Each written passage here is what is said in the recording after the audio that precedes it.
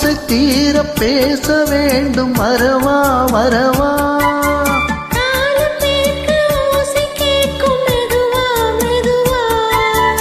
ஆசை தீர பேச வேண்டும் வரவா வரவா